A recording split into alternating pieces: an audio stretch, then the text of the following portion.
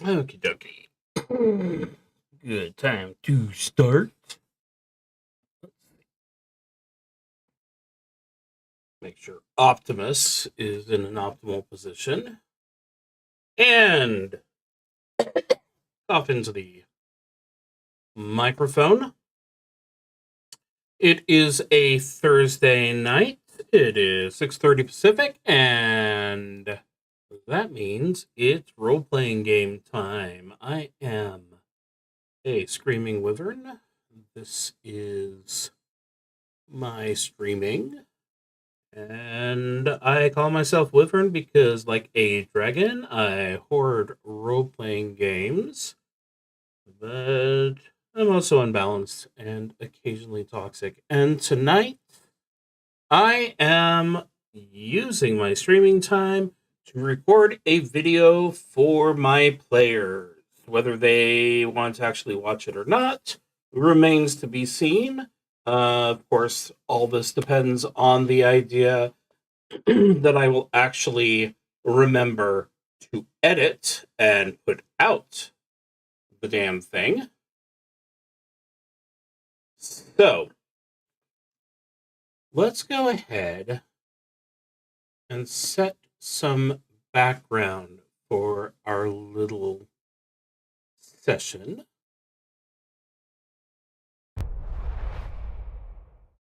Those who have seen me on a regular Thursday night may notice that I have the wrong backdrop. This is what I use. You know what? Wait. Ted, use these dice. Don't change dice on me again. Jeez. This is my Sunday Pathfinder setup, which you can view many Sundays. We do take a week off after 3 weeks, and then of course there's the inevitable people having their own lives things to work around. I'm going to go ahead and do this real quick. Nope, I'm going to do that the wrong way. Unlock you. I just want to empty you. Whatever. So tonight I am going to be running a little encounter. You may enjoy this for whatever reason you want to. Maybe you'll learn some things about Pathfinder. Maybe you'll just like seeing some kobolds doing some fighting and biting. But all of this is very important for helping the players understand what is happening next. The campaign is Kingmaker. We have been playing it for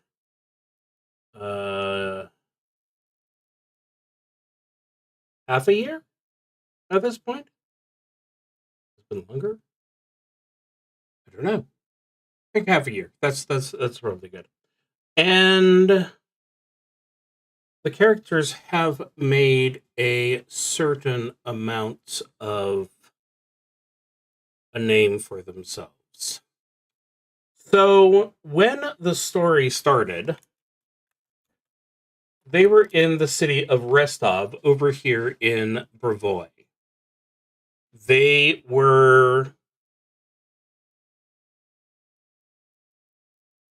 all working at the marketplace or visiting the marketplace in a late winter market when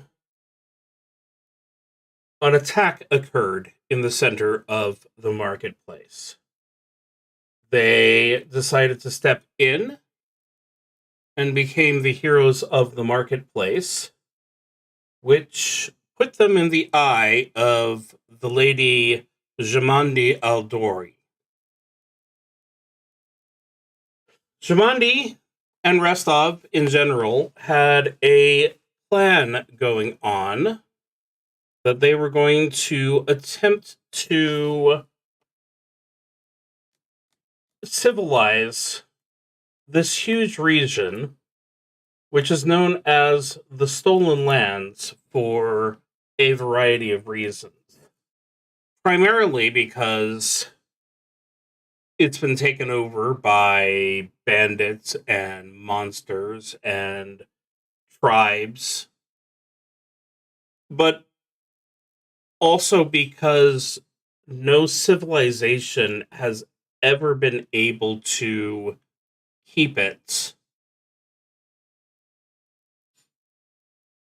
with all of them essentially vanishing in the wind. So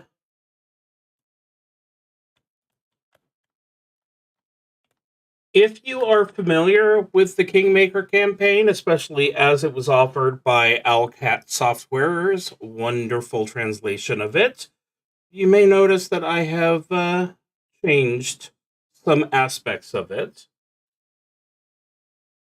But the important thing is that eventually, after stopping a group of bandits and thieves known as the Black Tears, the party was given the task of protecting and removing the bandits from the Green Belt, which is this lovely section of forest and rivers here. Their base of operations was Oleg's trading post, situated right here in a fantastic location, which gives it good access to several portions of Brevoy, as well as some of the more problematic areas of Galarian, let's say. Main problem being Numeria, which is a strange place. The human inhabitants are all barbarians because you cannot survive Numeria as anything but a closely knit tribe that's ready to move at a second's notice. Because this is where something from the heavens came down, and there are monstrous constructs which have made it their home. So, having taken there is a reason why I bring up Numeria, for the record. Almost as soon as they took up their residence at Oleg's was attacked. They had a few days' warning because these attacks happened on a monthly basis. And usually, the Levinsons, Oleg and his wife, Svetlana, would just pay off what was needed, go another month, trying to make do. This time, the party protected them, set some traps, and slightly most importantly, discovered that the fort that Oleg's had been built out of had some easily repairable, or one of the characters who was a historian of war, catapults, which did a lot of damage to the invaders. So, following up on them took them southward to this area of the river, where they found the staging point for the assault. And from there, they followed to a strange abandoned temple. They kept exploring the region, and eventually, they found themselves in the home of what's actually most important to us today. I believe, let's see, am I in the right?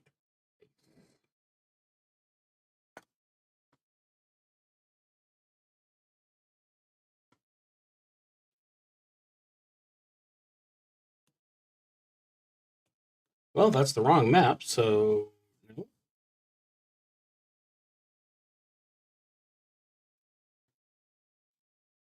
This is the part I'll edit out because it doesn't work so good. Okay, so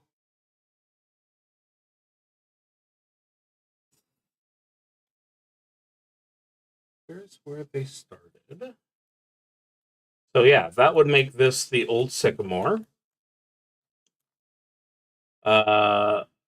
Wherein dwelt a tribe of gremlin-type creatures called Mythlets, who were at war with the inhabitants of this gold mine over here, the soot-scale kobolds. And that is where our story tonight truly begins. Because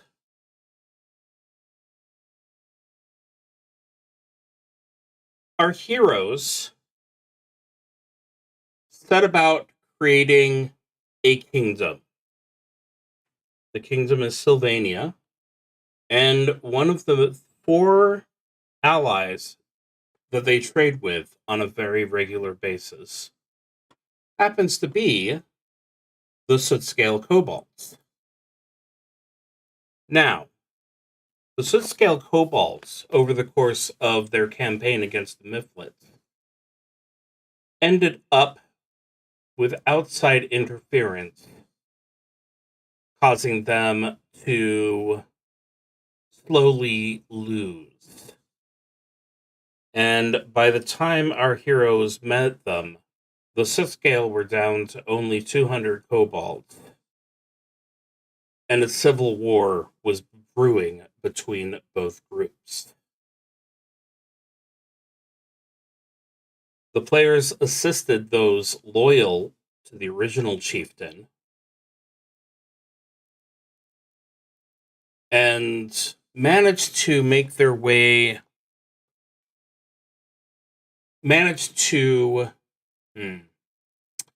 how do I want to say this?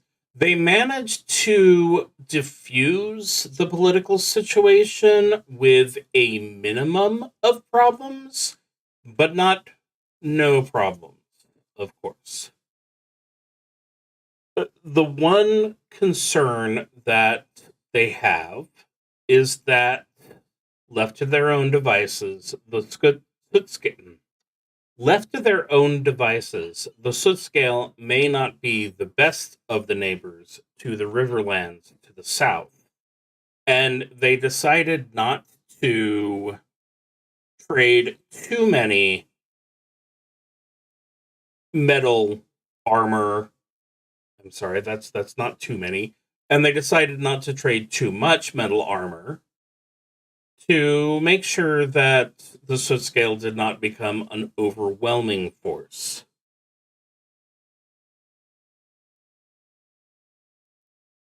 That is about to bite the soot-scale. So, taking the example of Sylvania and our heroes, Chieftain Soot-scale decided that they would end their tradition of being raiders and instead seek to be their own kingdom like their heroes had started to be.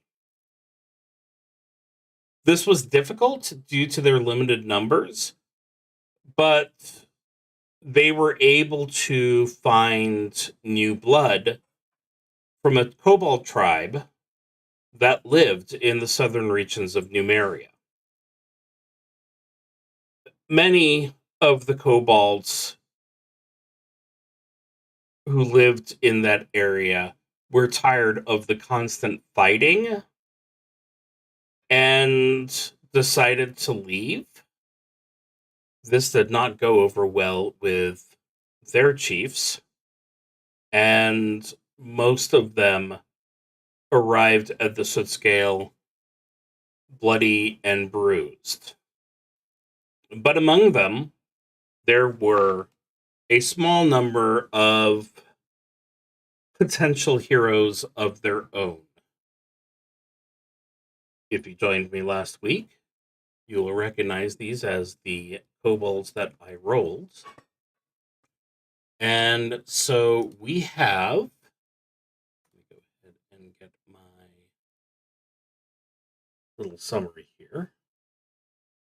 Even though this isn't the right place to do it, let's go ahead and we have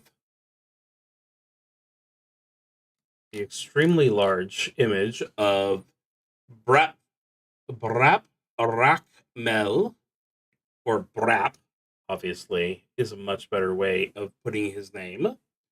A cleric of Sharptusk, the god of the soot scale. As you can probably tell from the black scales on this one, Brap is one of the original soot scales. The barbarian Queeks, once again, the standard for those residing in Numeria, is one of the outcasts. Then we have Rozon, the rogue, who is slightly sideways. Can't remember how I rotate. Whee! There we go. That's slightly more easy to see. Another evacuee from Numeria. And finally, we have Sulk, who is a sorcerer, hopefully using his abilities for the betterment of all mankind. Well, it's about time you showed up. I mean, hi!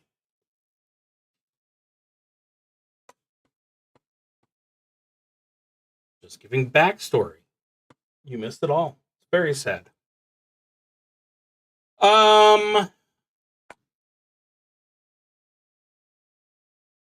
So let's go ahead.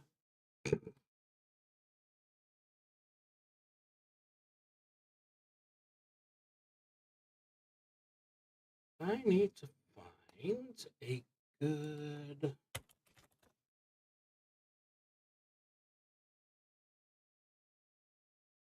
Oh, that's inside. Can I have an outside? That's too much.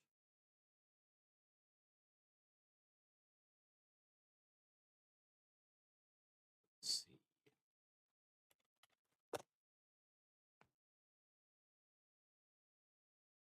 I don't want the inside.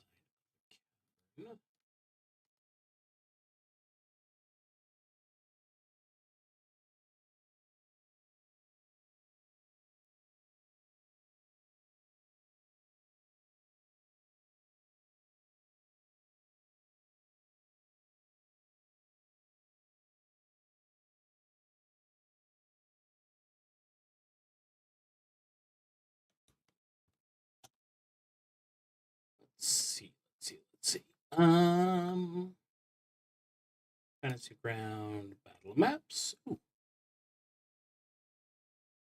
That is an inside battle map. That is an outside battle map. Do I want to use that one?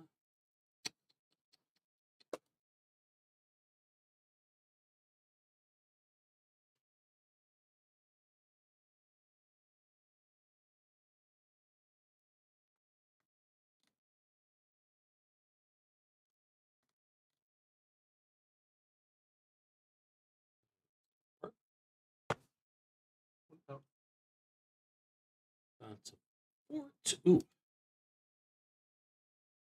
That won't quite work.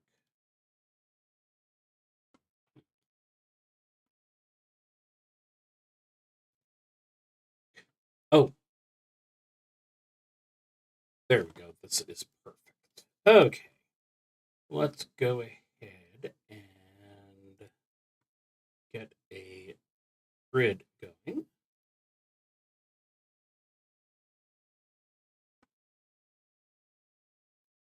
And share this over.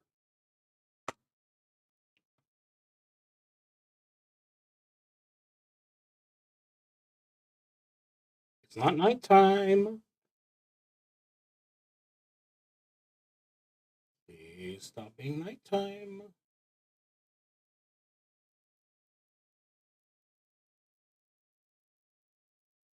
Oh, there we go.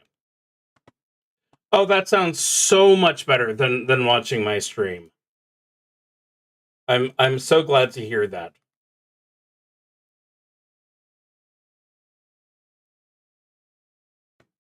No, I understand completely. The joy of using this as are we keeping to the joke about this being ASMR? I don't know if we want to do that ever again. So I actually need this to be rotated. Would you mind rotating it, please? Nope, because you're locked. Oop, oop. There we go.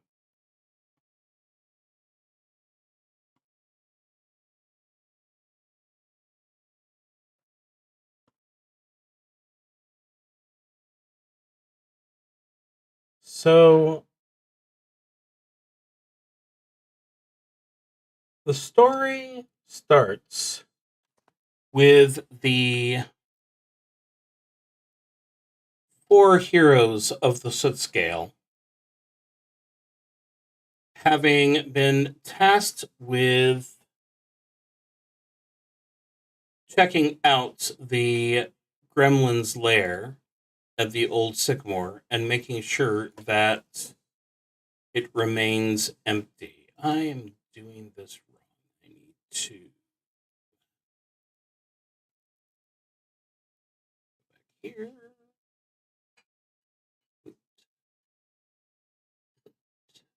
All tokens because I did that wrong. Let's do it from here.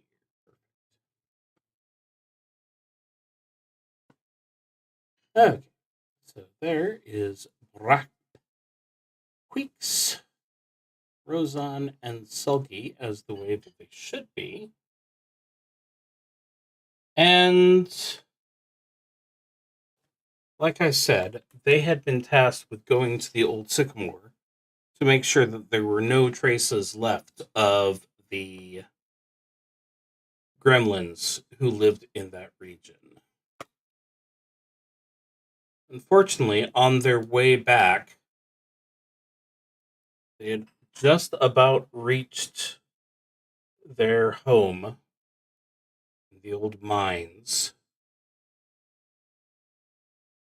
when they heard a loud screeching sound, as though some huge monster was approaching. And frankly, that is the perfect description of what happened.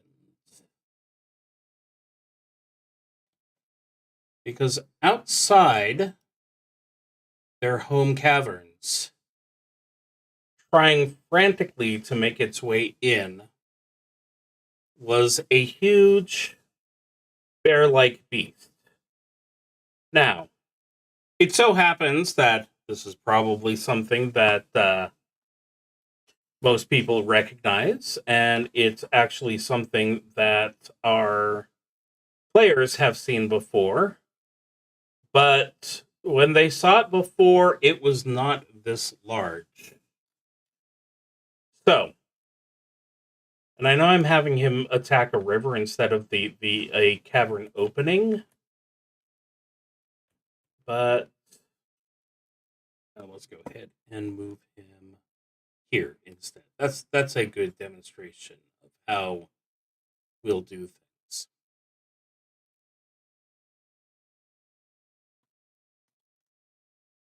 For the record, this is not going to be a fair fight.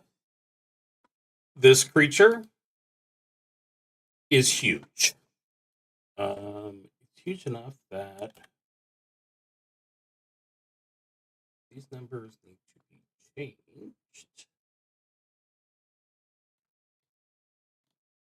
Reflect that. There we go. So this is going to be more of a war of attrition.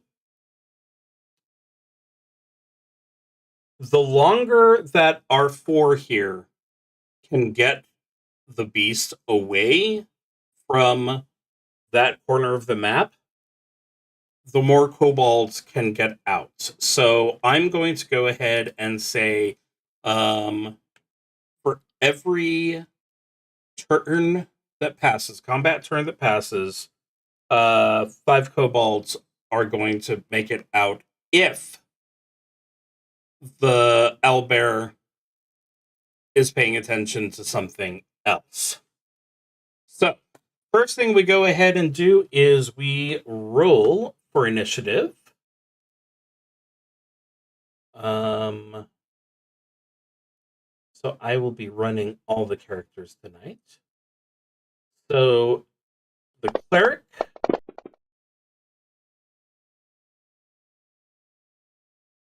has a very nice roll.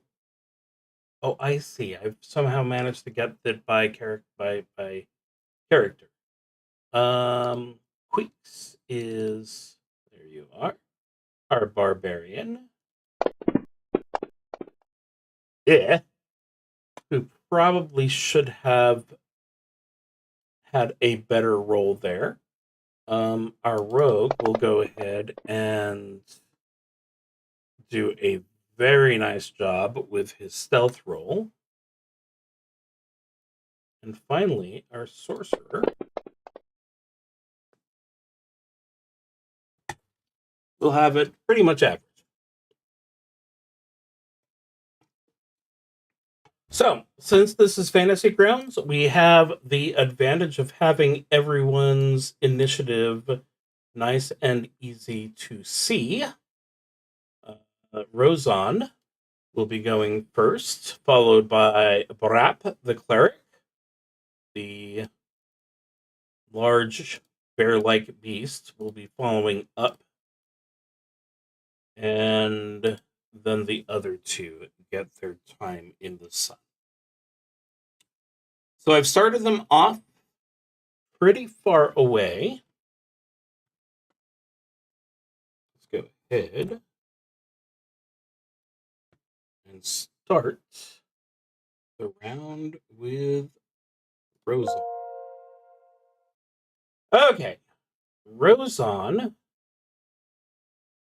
has the advantage of being stealth.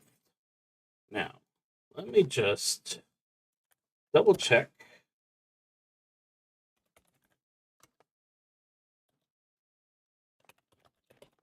Because I can embarrassingly not remember. Sneak. You can use. Okay, sneak is half your speed, which is actually what I thought, but it never hurts to double check. So Rozan has a speed of 25 normally, which means he can go ahead and move.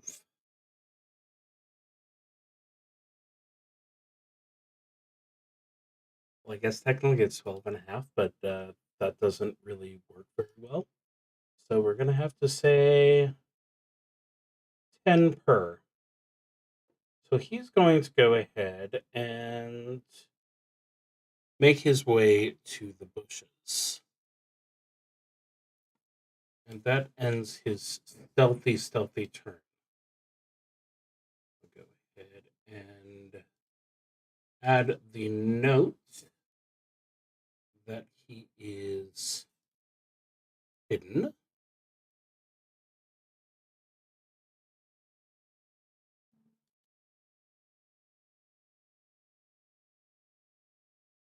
I will use the wrong button try and do that. There we go. So that brings us to Brap. Brap does not have the need for stealth. He is going to be moving his full 25. So 25. Get this moved down. That's 50 and 75. So he can try and figure out exactly how things are going to go for him.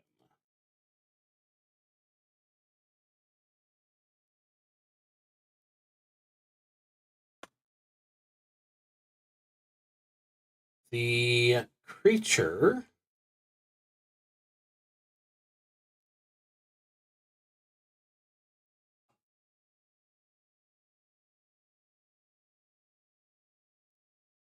is ripping into the opening of the soot scales mine, trying to get at all the tasty things it can find in there. This is a large... Wait. This is a huge beast. So...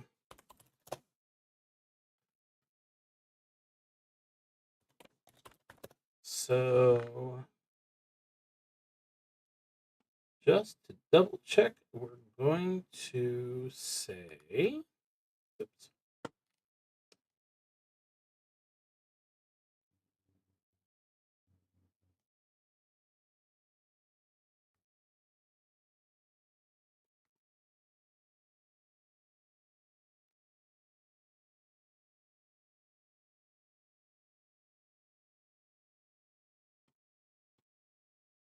So if medium is a human adult, huge is going to be closer to the size of a dragon. So he is doing some serious damage to their home. Sulk. Can't decide if I want him to be Sulk or Sulky, but he has the same speed. Let's go ahead and get him into a hopefully tactical advantageous location.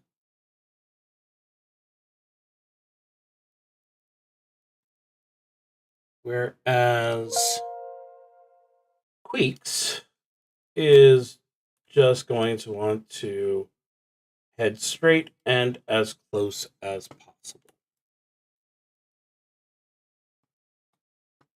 And that ends our first round. So for the start of the second round, Rozon is still moving at half speed.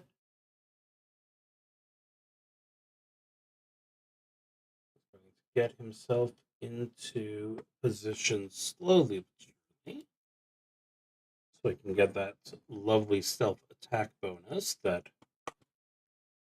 rogues are so well known for. So, Brap. Brap has skills he could try. But the ones that he would be most interested in are going to be intimidation. So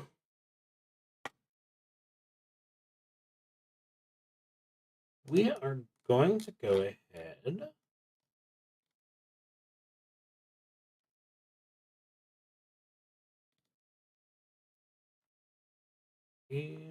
intimidation. There we go.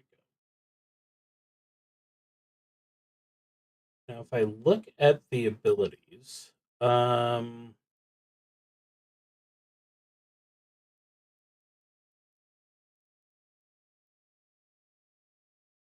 we don't get a circumstance bonus for trying to demoralize a foe of your level or lower. Not that he would necessarily know that well, but it is simply a statement of fact. So he is going to try and coerce. Nope, that's not the right. We'll go ahead and say that he's going to attempt to demoralize and see if he can frighten the extremely large chicken that he's got in front of him. I think the answer is probably going to be no, but let's go ahead and have him try.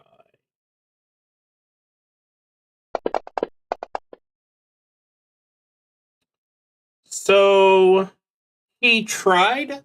The creature got a saving throw, and it was a critical failure, which is tragic, but also not surprising in the slightest.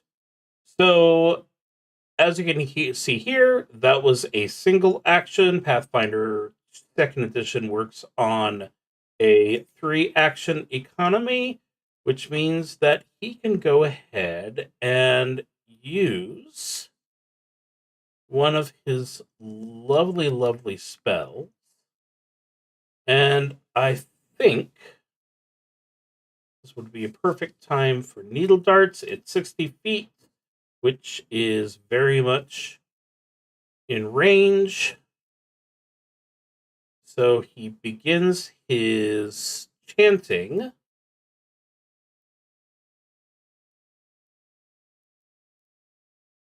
And the metal in his spiked gauntlets turns itself into tiny shards, which he sends at the beast.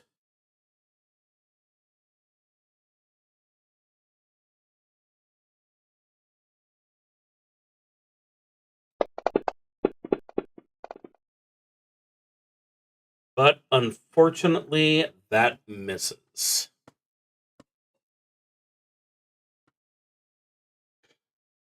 And having heard a small creature go, ah! And then just seeing little sparks fly nearby and go away, the beast is in no big hurry to move away from its current attempts to eat the soot scale and bring down their caverns. So we have our sorcerer over here. Does he have any better intimidation? No, his intimidation is actually worse. What spells does he have? He's obviously not in a fantastic place for Flurry of Claws, but he does have a few options. Let's see. Force Barrage. You fire a shard of solidified magic towards a creature that you can see. It automatically hits and deals 1d4 plus 1 force damage. It's we found another one. We found another one, Matthew. This is Magic Missile. This is very much Magic Missile.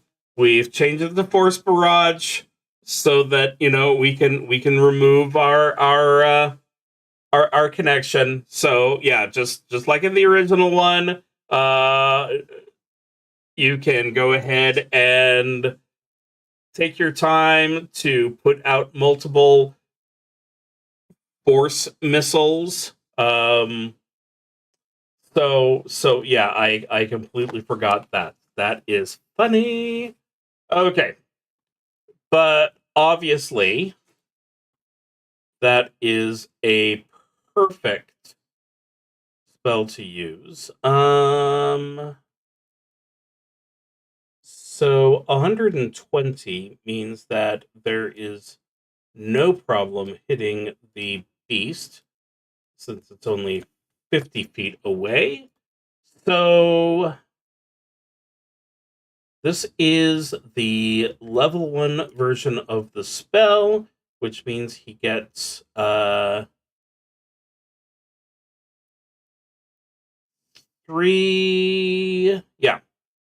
heightened, which wouldn't be until level 3, would give him extra darts. So he's going to go ahead and go thwoop, whoop, and thwoop. So that is a total of 9 points of damage, which is probably not much more than a bee sting for him.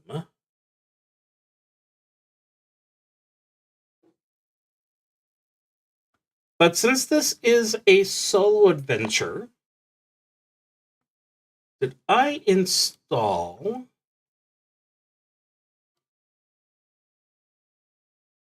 my mythic?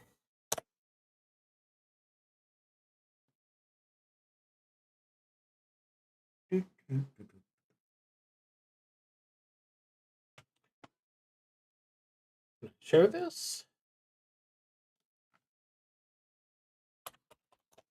Nope. Okay. So we are going to go ahead and see what my little mythic solo role-playing assistant has to say.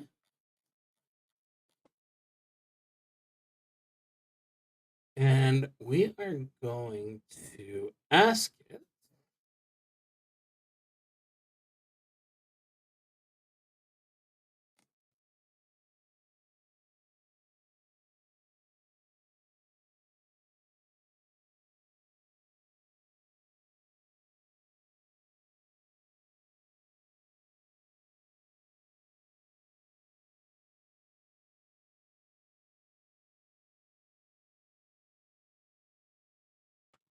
using 2 10-sided dice.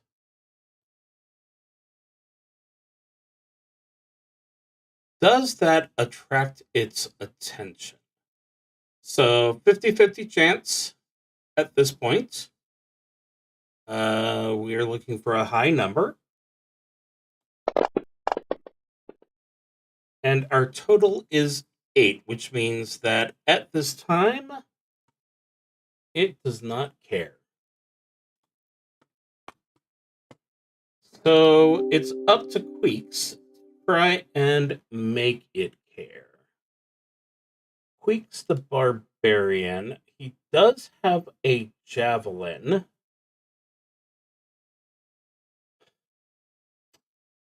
But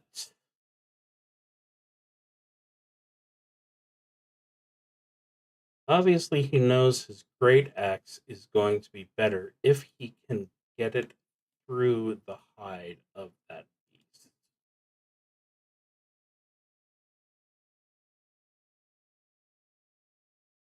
With a sprint, you dash up to your foe and swing, stride twice. If you end your movement within melee reach of at least one enemy, you can make a melee strike against that enemy. So how far are you from your opponent? 35 feet, you can move 50. So if we take the problematic areas into account, that's still absolutely fine. So we're going to go ahead and, oh, well, it's actually only 30 feet. So he's going to do a charge, and he is going to try and hit the big monster with his axe. A 16, a 25 is still a miss. That is a terrible, terrible sign. And that's the end of the round. So far, no distraction, no getting the creature to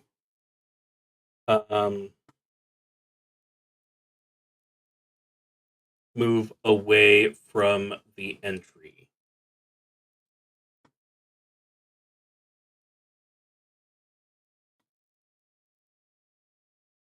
So you only have a couple of daggers to your name. And that's extremely short range. So let's see. If we go ahead and go over here. Now, the thing is, the daggers being short range isn't the problem because we can actually shoot over. You can actually use a ranged weapon over its required area or its recommended area. But the problem is that for every step you go over, you get a penalty to hit. And now I'm going to go ahead and forget if it is 1 or 2. Range. These decks will list a... Okay, it is -2 for each range penalty. So he is absolutely going to want to get closer. I mean, I say he's going to want to get closer, but your mileage may vary on that one. So you attempted to use the little cantrip last time.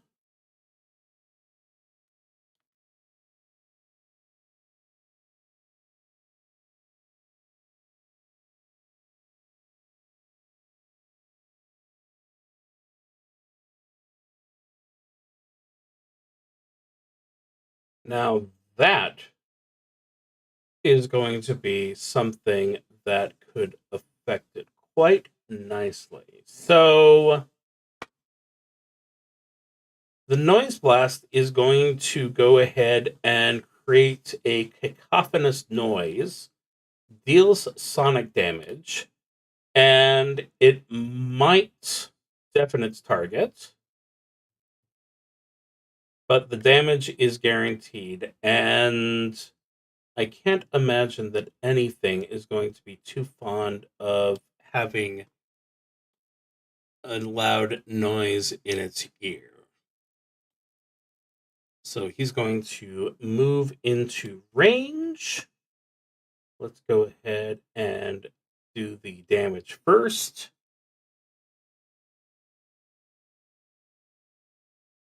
It's a 10-foot radius, so I think he can just target it on the beast with no problem.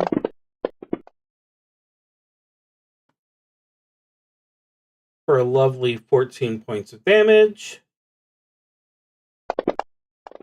And doing a fortitude save. Oh, the fortitude save was successful. Oh, I did that backwards. Okay, so it didn't do the full 14 points of damage, it only did 7.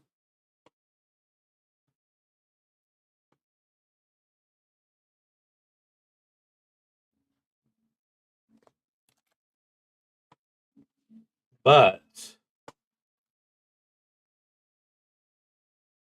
I believe that that is going to be the distraction that they were looking for.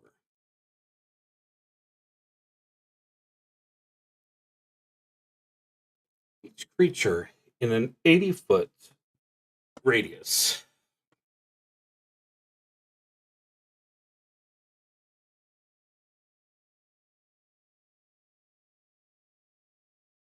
I'm going to go ahead and do a target. If it's selected, is all enemies going to be its enemy? Yes, perfect.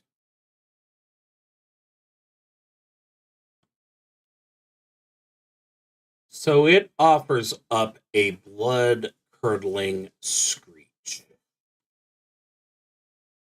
That is going to be a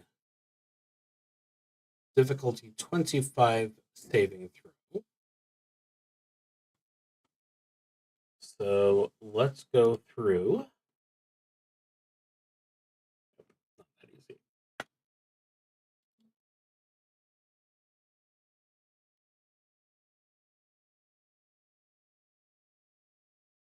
Willpower saving throw.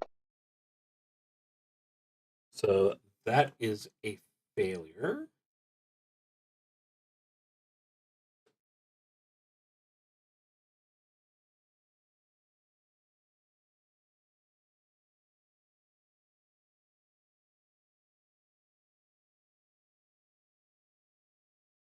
Barbarians not well known for their willpower. That way. Unfortunately, also affected by it. Where are you?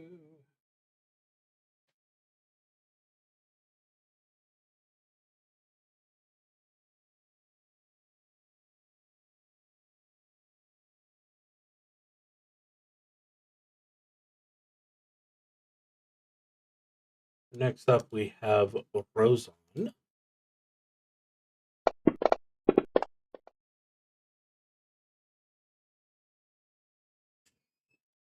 There's another of the when the V16 isn't good enough. And finally, Sulk.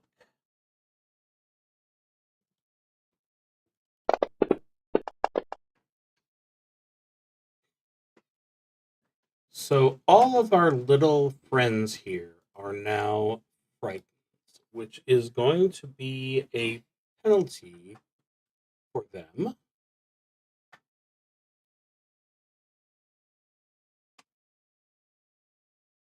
And I'm sure that at this point, it's noticed the fact that it's got this little creature standing next to it, which seems like a good thing for a snack. But no, that's the right button.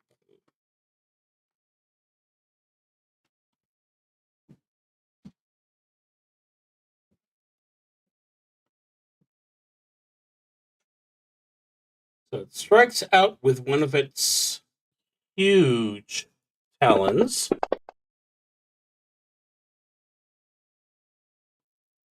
Doing a critical hit, which obviously is heavy damage, and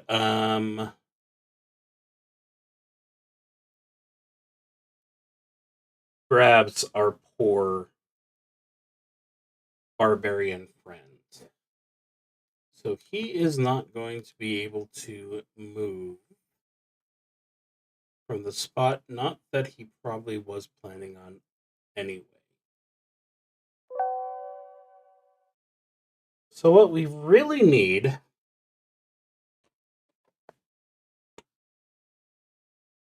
is a distraction large enough to get it to move.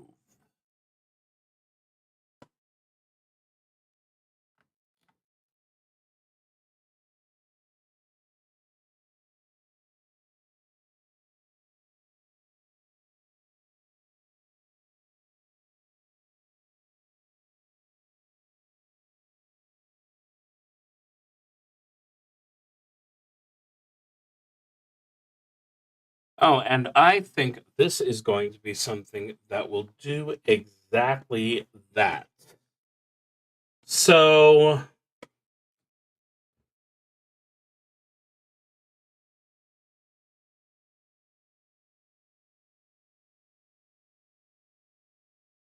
Sulky may not be able to do that much damage, but he can surround the creature in darkness. So let's go ahead and pop that on the bear.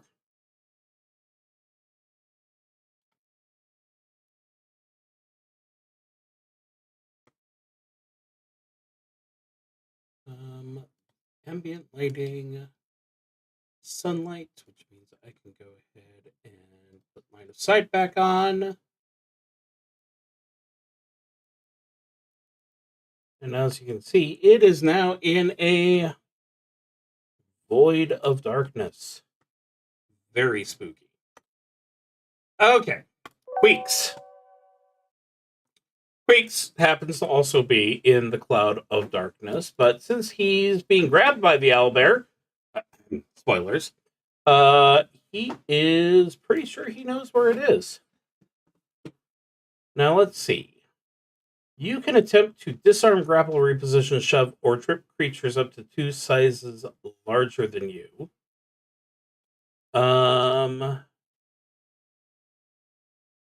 I don't have a size rate listed here. I think you are probably small. Oh no!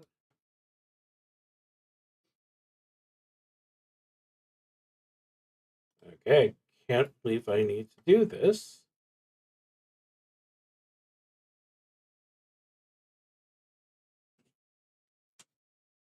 I apparently have not loaded player 2 onto my player side thing.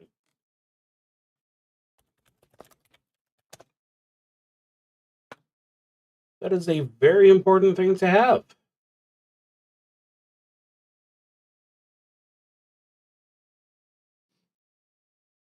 I was going to say, how did I even manage to roll kobolds if I didn't have the core rulebook 2 loaded? But I did that from the DM side.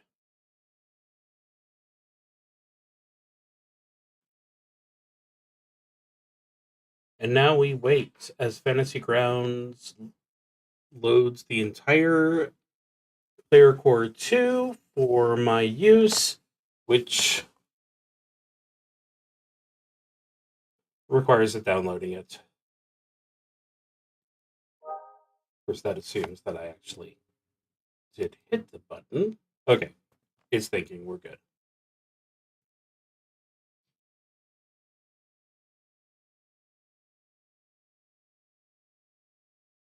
There we go. Okay. Try that again. So they are 3 feet tall. Size small. So huge would be outside of its class. Oh, well.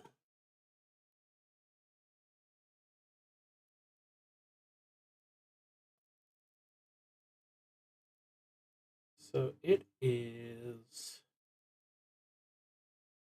Well, I'm sure the first thing he'd like to do is go ahead and try and escape.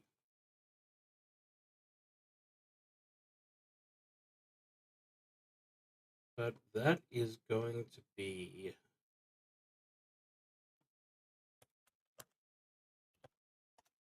a pretty high number.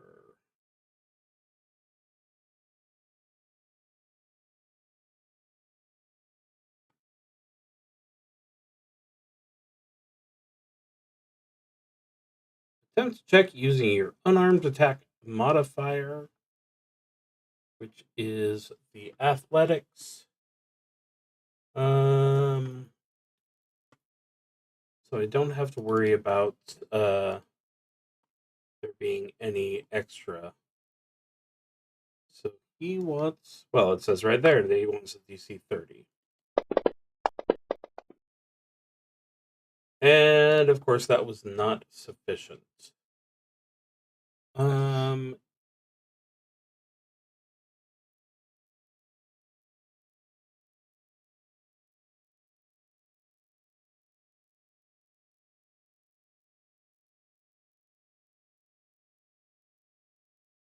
So you don't get free, and you can't attempt to escape again until your next turn. So you might as well just go ahead and hack at the claws. But both are unsuccessful.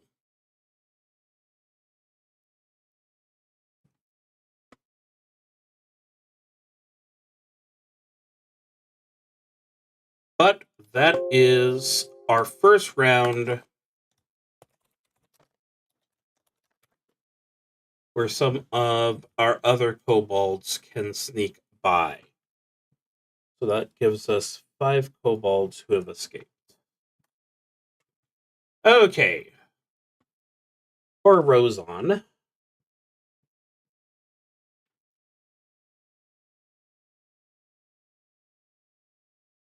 Is not really in the best of positions.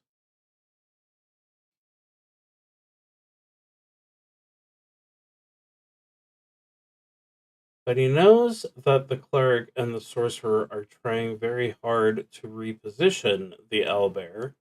So he's just going to make sure that he stays hidden by scampering into the tree line. Even if he could properly see the owlbear. Okay. Rap, what do you have for us?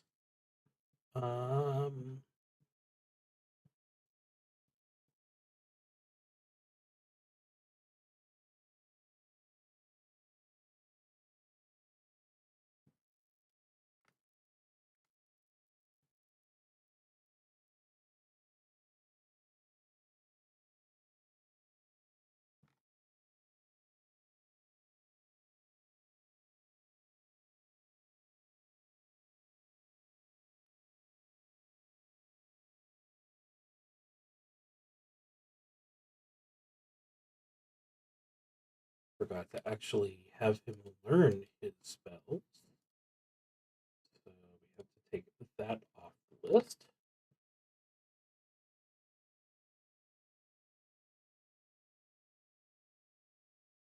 Well, how about a nice Bane? Oh, he has to be very, very close to them to use that. So that's not going to work. What about harm? If we do 2, then it has a range of 30 feet. And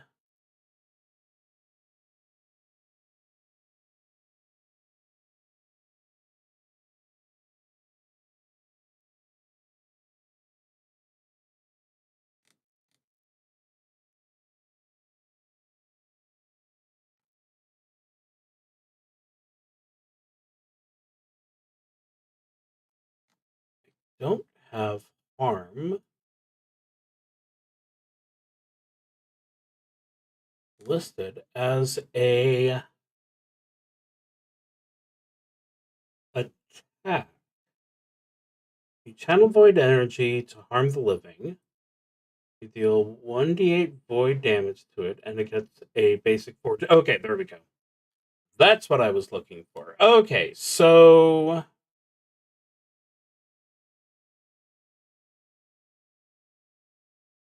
whether you can see it or not,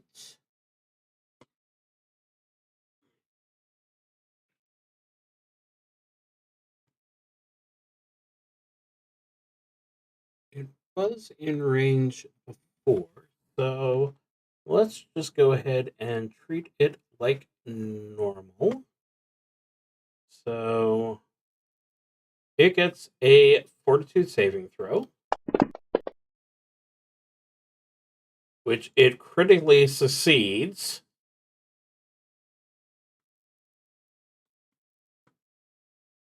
So that remains a problem.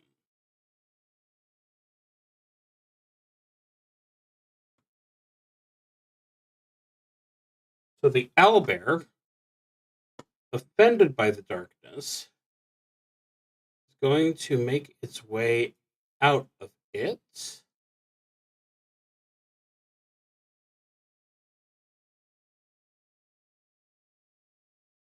Except it's following him. So poor Queeks is dragged along here.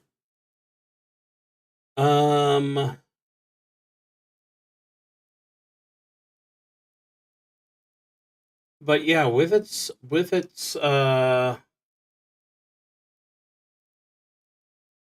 lack of intelligence, I do think it's just going to keep on trying to outrun the darkness, or Queeks following close behind.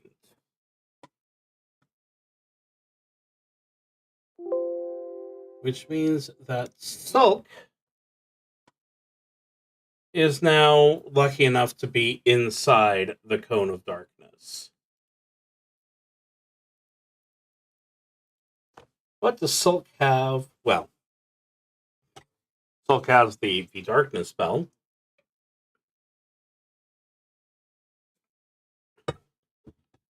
Okay.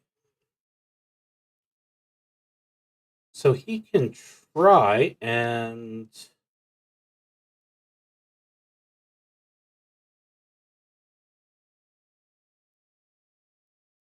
do his vomit swarm.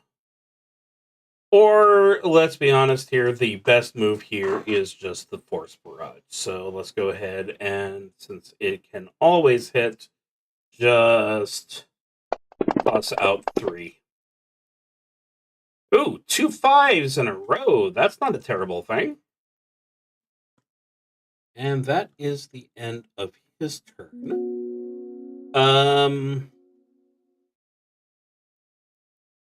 Queeks.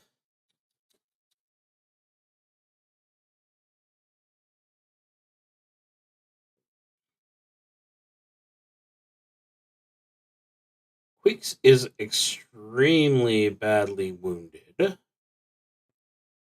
So his best hope, honestly, is just to keep on trying to pound at the claw. I hated that moment where it just nearly was a 20.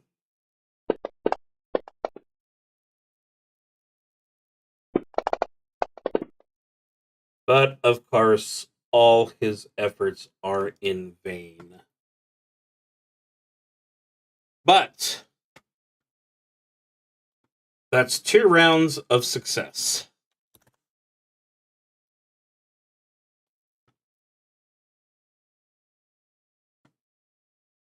Back to Rosa.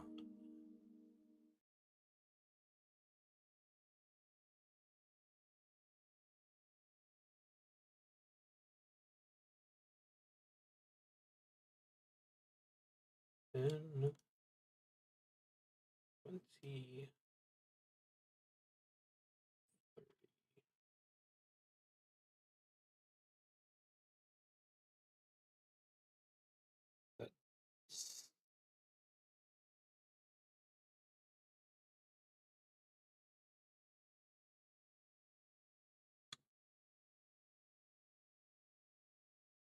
So there's the -2 from the range and the +2 effectively from the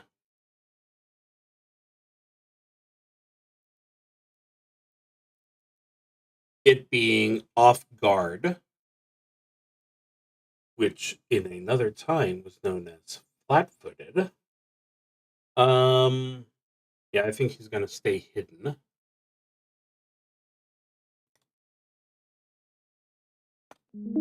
Okay, oh great cleric.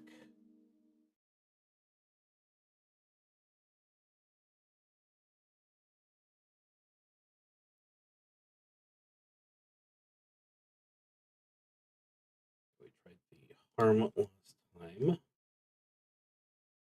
But it's only a saving throw, so no harm in trying again. I'm going to cast that twice. Well, I got a critical success either way.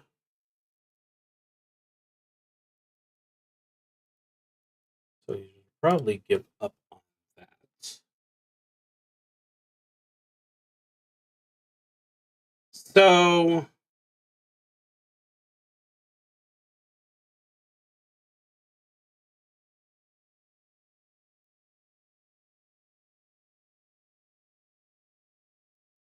he hasn't had any luck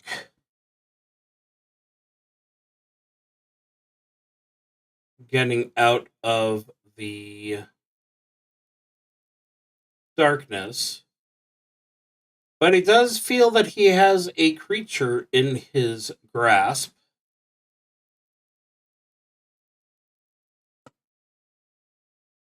So he is going to be trying to eat his little target, which strangely enough isn't too hard.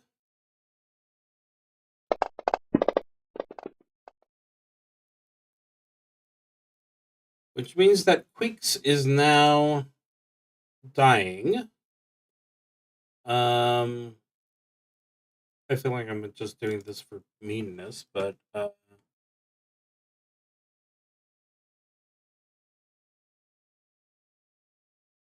that a fortitude? No, it's a willpower.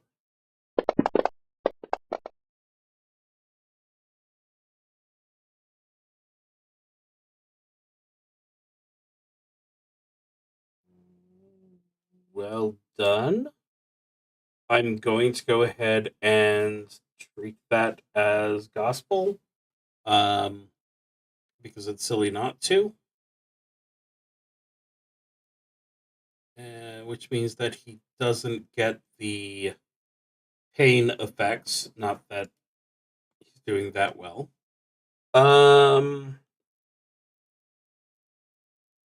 That's not twice his damage, so he's currently fine. I mean, he's not fine, obviously. So Sulk is just as in the dark as the rest of us.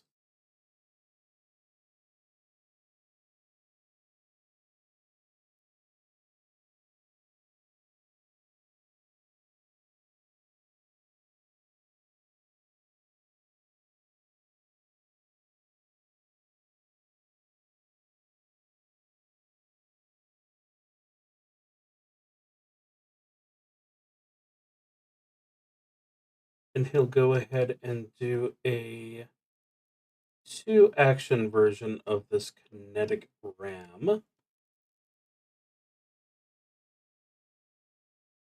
to try and push the owlbear away. Stop double clicking on it. So yeah, in both cases, it was successful.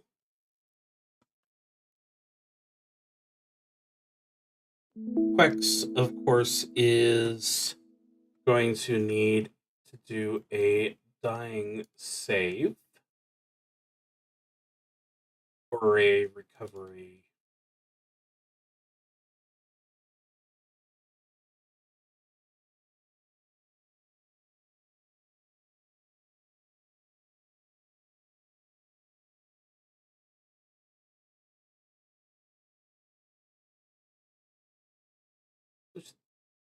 I wish I'd had that automated. Um,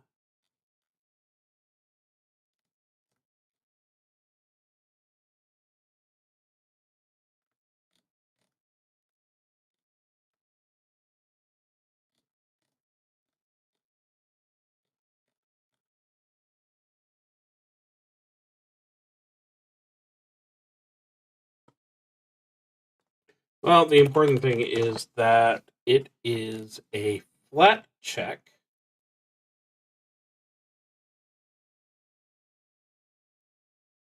And we have a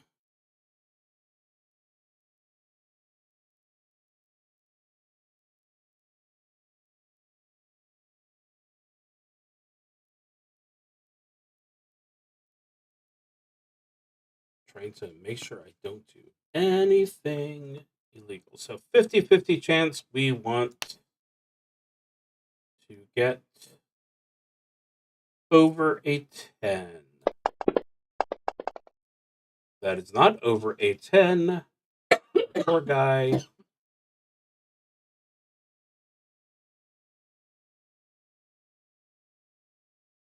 I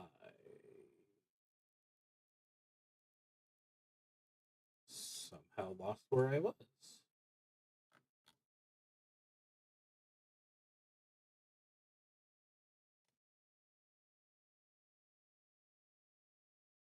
There you are.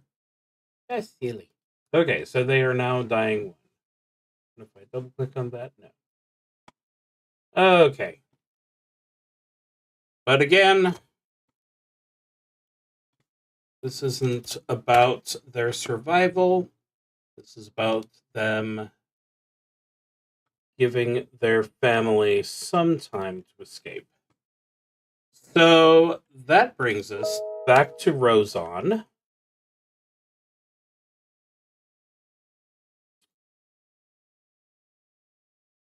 Let's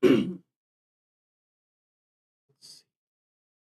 He knows that the owlbear is right here.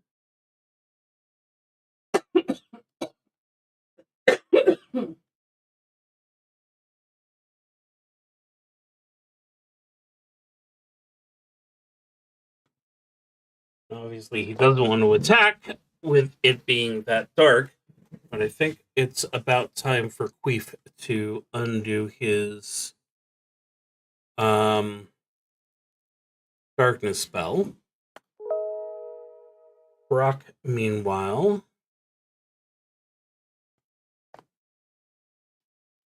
what else do you have, Brock? Runic weapon, summon undead. This is an interesting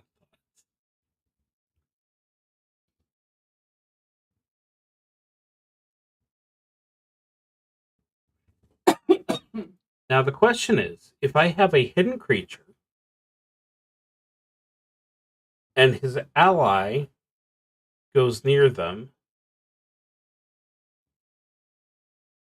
are they going to remain hidden? I'm going to absolutely say yes. So let's go ahead. Oh, but he is so far away.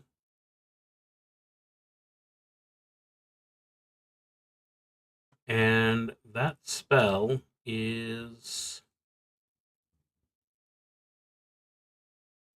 2 actions. Can't really use Void Warp to fix it.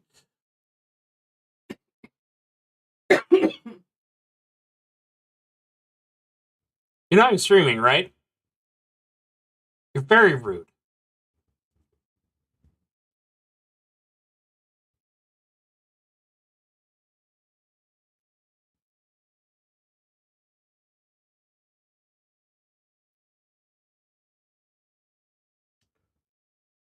And I think it's about just keeping on trying the harm. 25, not 30.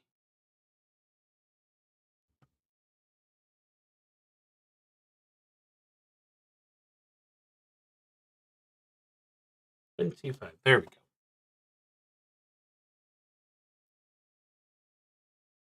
So, with the understanding from Queeks that he is going to try and drop the darkness spell,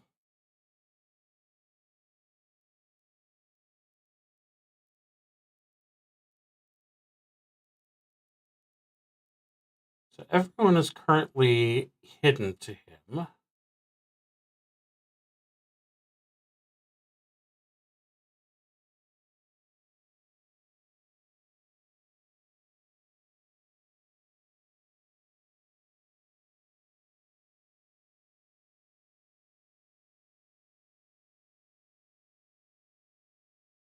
Which means all that there is for him to do is keep lunching on the poor creature in his paw. So that means that he's got another dying condition on him.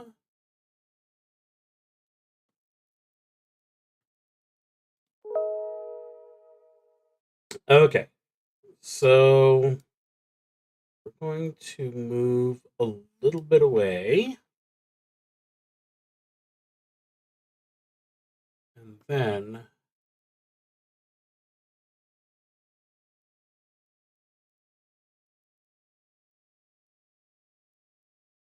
it's time to drop the darkness so that someone can hopefully do something useful.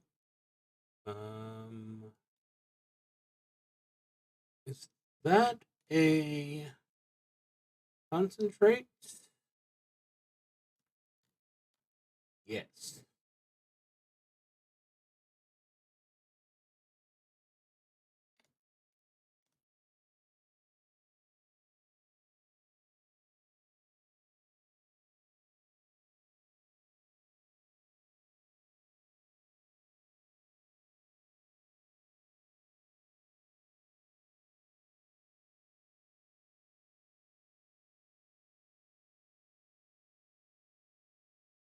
And he has the ability. Oh, he's just going to go ahead and throw shield on himself.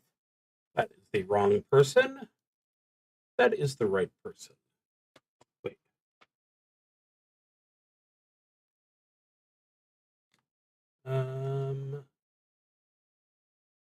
Shields.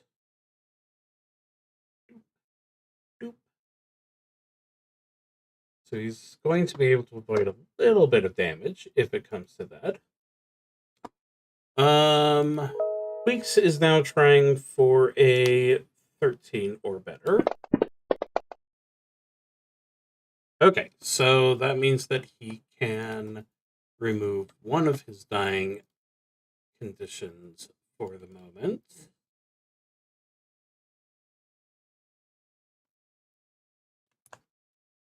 Although, since he's still being chewed on, that's not going to help him for very long. Okay, another round through, another set of kobolds can get away, and it's time for Rozon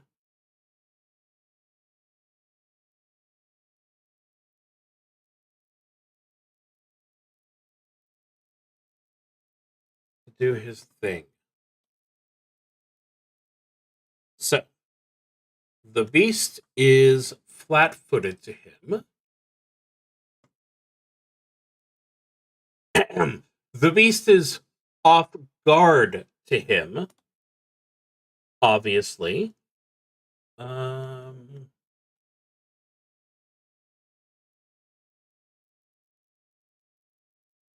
on, character sheet. Okay. Rapier against an off-guard creature. Let's see how it goes.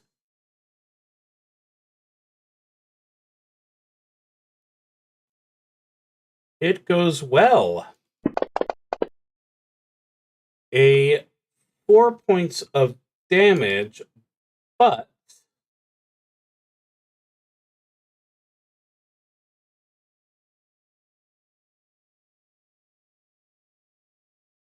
where did I see?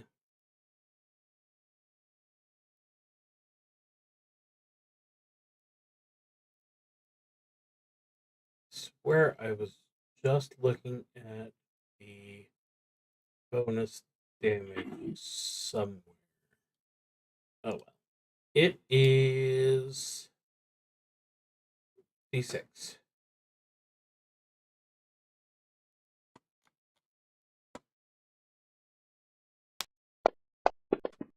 Okay, let's try actually aiming that. So an extra 4 points of damage from the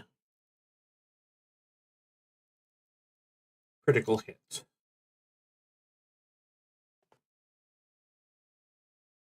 I'm doing bad at math in the background here.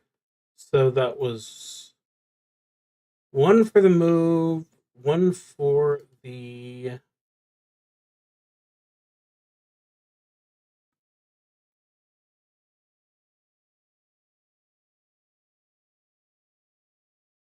original attack, and now just a normal swing, which does nothing. Technically, that would be worse than a critical miss, but that's not a thing. Okay. You know that everyone's fear is over with.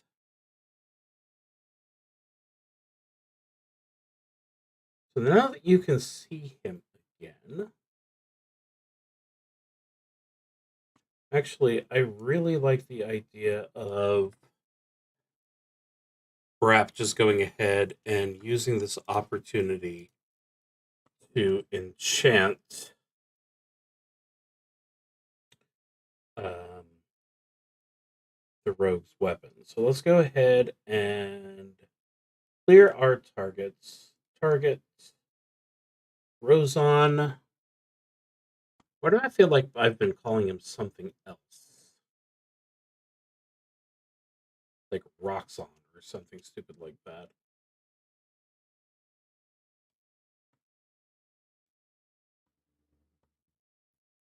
And that's his turn done. Which unfortunately means that it's the owlbear's turn. Queeks isn't of interest.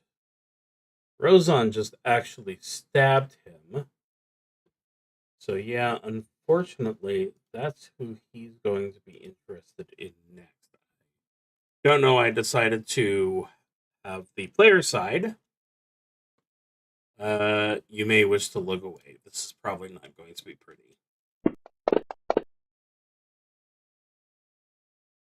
But Rozon has nimble dodge. What does that mean?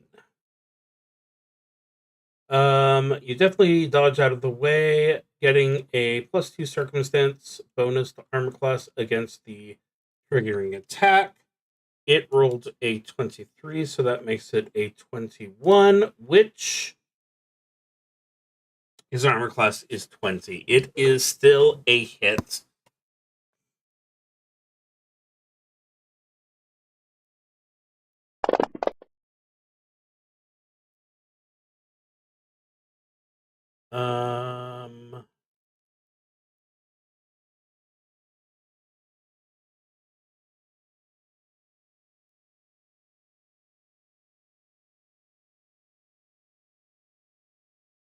Did I not change this target? I did not change this target. Okay. We're going to go ahead and try that again. So now he has the correct person selected.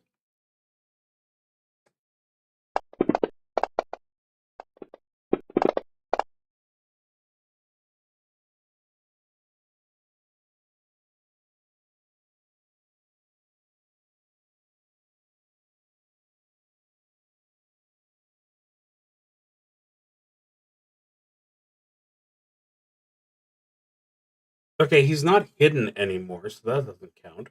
Oh, this was a much worse result.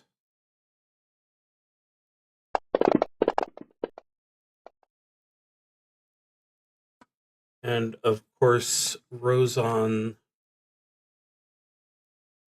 does not do well.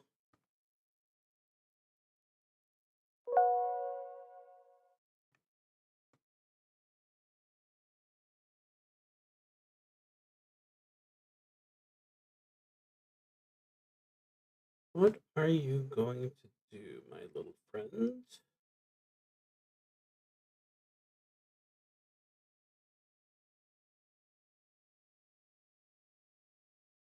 Okay, Vomit Swarm. You belch forth a swarm of magical vermin. Swarm over everything with a basic reflex save. Possibly sickening the target. And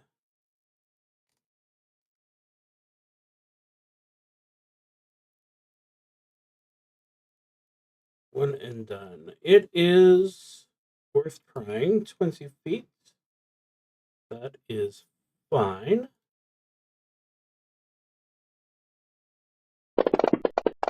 Would you please stop double clicking? Okay, it critically succeeded on both of them.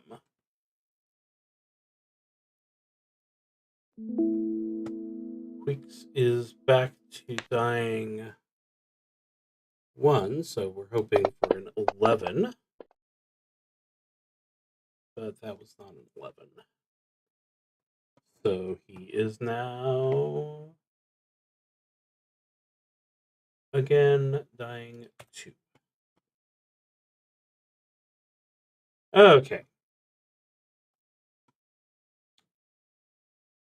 That brings us to the top of the round. Rozan is unfortunately unconscious, so he needs to do his own dying saving throw.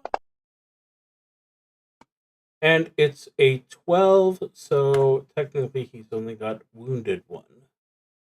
And is just unconscious.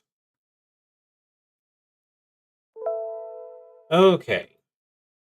Oh, I forgot to note that we've had a little more time for the escaping. What you gonna do, Brep?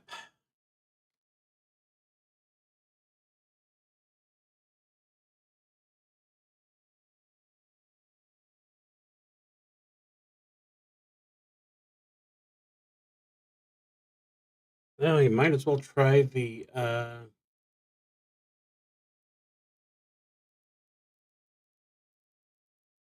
needle darts again. Let's see how it goes this time. Needle darts is such a nice spell as far as damage is concerned for a cantrip. Shown here. 23 damage. That makes a pretty large dent. That's lovely. But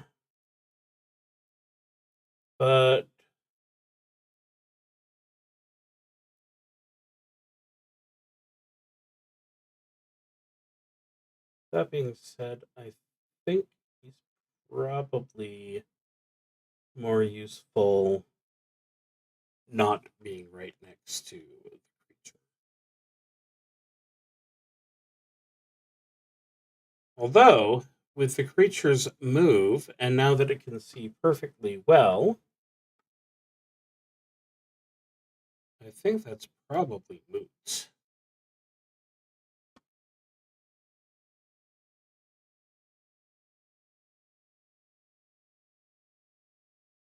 So, a claw at Sulk hits critically.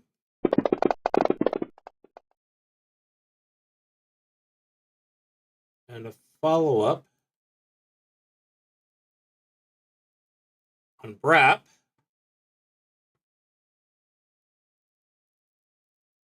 With the multi-attack penalty. Oh, that was a miss at least.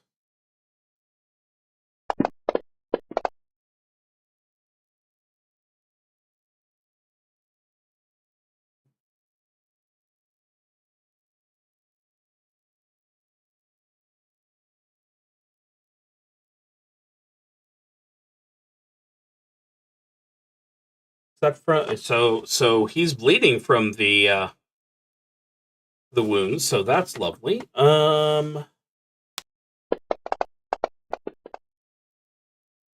that is not successful, and what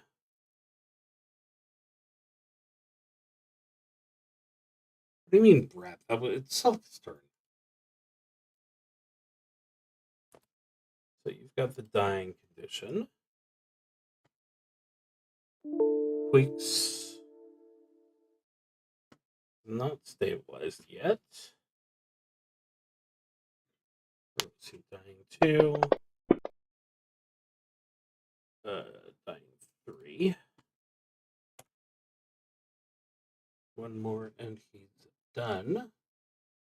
But once again, as I keep saying for their benefit,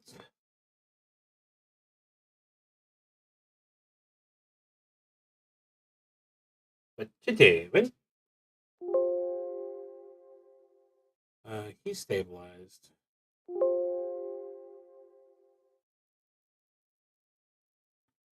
Might as well give this one more try.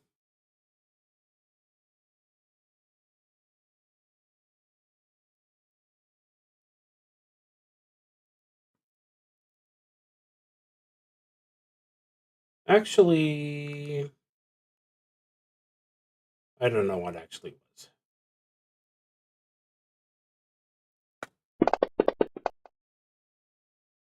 That is a miss, unfortunately. Well, you are right next to it, so you may as well try and punch it for what little that will do.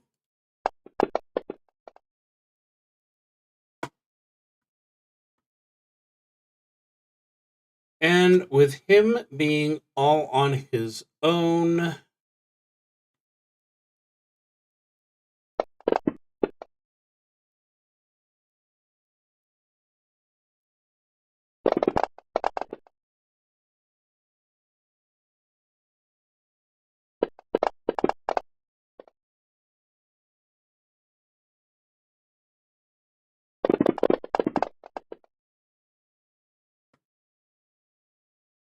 and there is how I expected things to end up. However, they managed to keep it away from the cave for 6 rounds, which I said was going to give them 5 kobolds escaped per round. I'll go ahead and give another 2 rounds, meaning that there will be 40 kobolds who have managed to escape and made their way to the capital city of Sylvania on Sunday. So that is the Pyrrhic victory that we have, and hopefully a warning that they will need to take this seriously. However, it is very important to note that bird bears don't traditionally have the ability to cast healing spells on themselves and treat their wounds the way that others do. And they did manage to get it down by a third of its hit points. So, Pathfinder, you don't heal all the way from, or second edition, I don't remember what it is. So, when the party gets to it, it's still going to be well under its max hit points. So hopefully that will help things out a lot. And that was the story of the kobolds who tried to save the soot scale and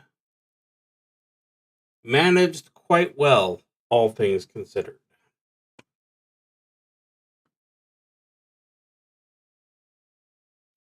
So I'll just have to try and get this edited before Sunday. But for now, I will call it a night so I can have my frozen yogurt. The frozen yogurt carries a curse, but it comes with my choice of toppings. Anyway, good night. Whatever brilliant ending statement I have created, which I still don't know, and I will see you next week. Yeah, except for the people that I will literally see tomorrow. Good night.